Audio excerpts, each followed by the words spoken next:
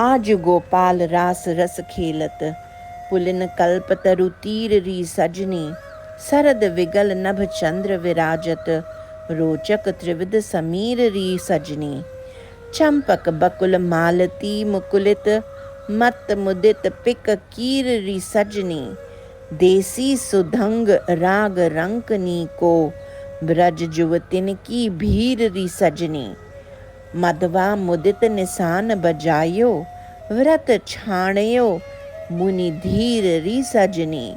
जय श्री हित हरि वंश मगन मन श्यामा, हरत मदन घन पीर री सजनी।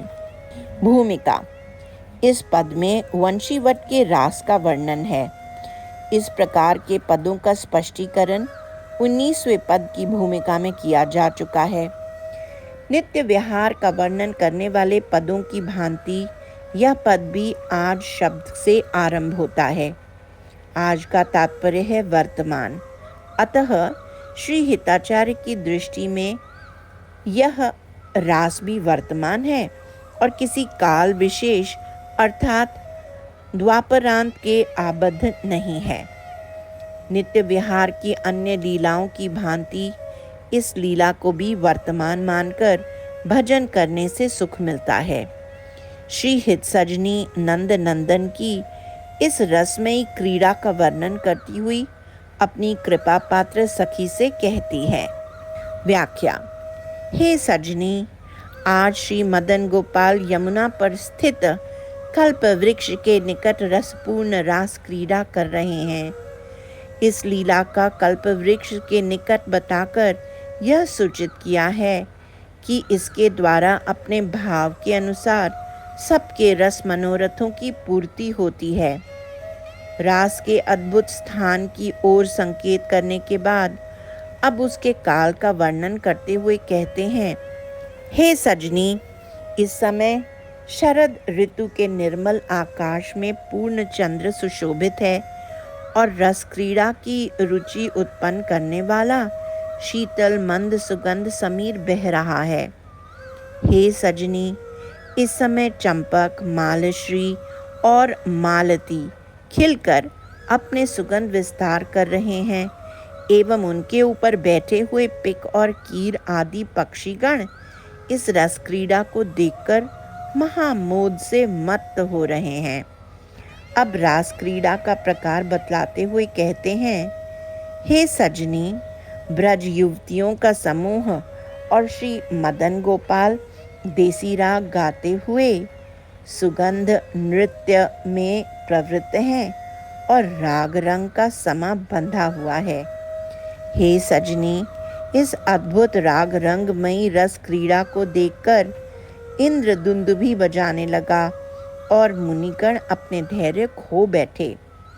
इधर मुनियों की निवृत्तर्क समाधि भंग होकर उनकी लीला रास की रुचि उत्पन्न हो गई।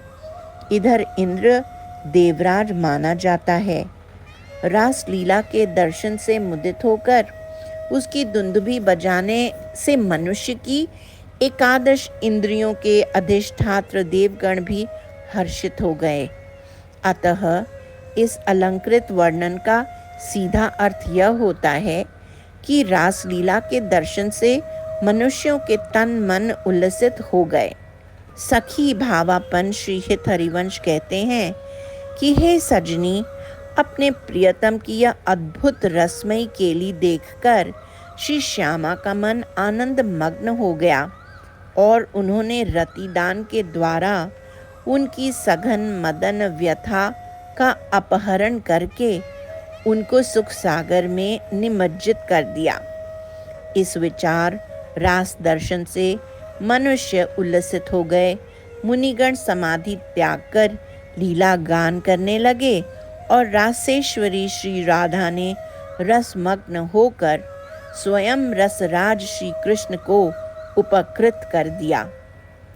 आजुनी की बनी राधिका नागरी, ब्रज जुवती जूथ में रूप अरु चतुरई।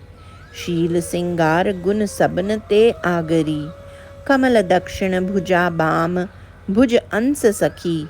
गावती सरस मिली मधुर स्वर रागरी, सकल विद्या विदित रहसी हरिवंश हित, मिलत नव कुंज वर श्याम बड़ भागरी। भूमिका। सखियों ने श्रृंगार कुंज में श्री राधा का भली प्रकार श्रृंगार किया है। इस समय श्री श्याम सुंदर निकटस्थ एकांत कुंज में विराजे हुए श्री प्रिया की परम उत्सुकता पूर्वक प्रतीक्षा कर रहे हैं।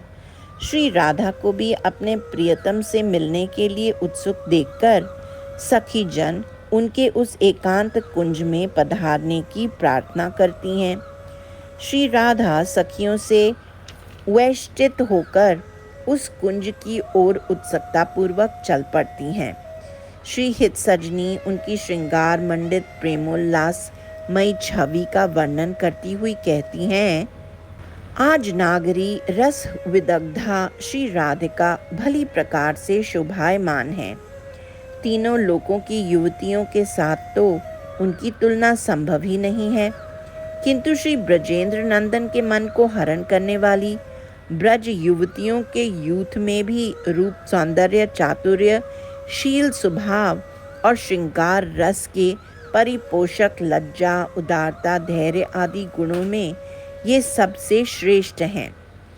इनके दक्षिण कर में कमल है जिसको वे लीलापूर्वक घुमाती जा रही हैं, और उनकी वाम भुजा सखी के अंश पर स्थित है। वे सरस रीति से सखी के स्वर में स्वर मिलाकर मधुर स्वरों से युक्त राग का गान कर रही हैं। श्री हित हरिवंश चंद्र कहते हैं कि श्री प्रिया नृत्य, संगीत, कोक कला आदि सकल विद्याओं में पारंगत है और एकांत नव कुंज में बड़भागी श्याम से मिलती हैं।